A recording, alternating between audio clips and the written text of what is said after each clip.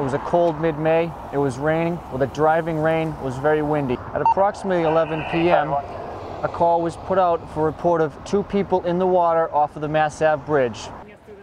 When State Trooper John Dwyer arrived on the bridge minutes later, he could see just one man in the dark water below. He seemed confused and disoriented, almost times that he maybe wanted to give up. A third friend, standing on the bridge, told the trooper what had happened. Rodley Doriscat, who was 28 and despondent, had jumped off the bridge. His best friend, 27-year-old Vilgrain Richemont, had immediately jumped in after him. He wanted to jump in and save his friend. He didn't think about himself. He thought about saving his friend. Unfortunately, that put him in harm's way. Vilgrain and Rodley had met their freshman year in high school in Boston. They'd been close ever since. Through college and into their careers, they were always there for one another. So when Vilgrain got the desperate call about Rodley that night, he rushed to the bridge to try to soothe his friend.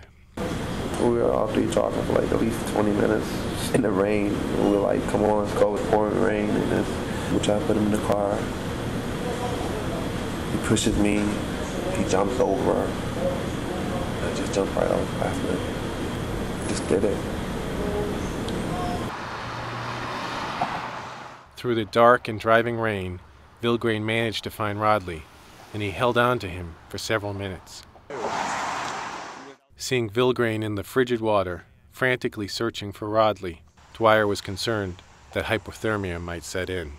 He would drift under the bridge, so there were times when you couldn't see him, but you could hear him the whole time yelling about his friend, and he was concerned about him. The trooper had to decide what to do.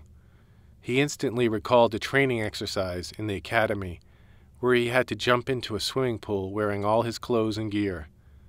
The goal was to teach recruits to avoid diving into the water to attempt a rescue, lest they become another person needing to get fished out. It was something you remember because I'm a decent swimmer, and here you are, swimming with all this gear on in a perfect situation, being an indoor pool. Can imagine what it's like in an outdoor situation where the weather's cold and there's no help on the way. Instead, state police are taught to throw something floatable into the water. Dwyer ran to his cruiser, grabbed the spare tire, and threw it into the water near Vilgrain. The tire landed approximately 10 feet away from him. At that point, I think he was near exhaustion. He seemed disoriented, confused. Once Vilgrain reached the tire, Dwyer lowered a thin rope to keep him from drifting until fire and marine rescue crews arrived. The engines and ladders got here before the boats did, and he immediately went into a mode of trying to get a firefighter in the water. They had to get him into a full immersion suit. As one Boston firefighter climbed into the suit, 2 others lowered him into the water on a rope by hand.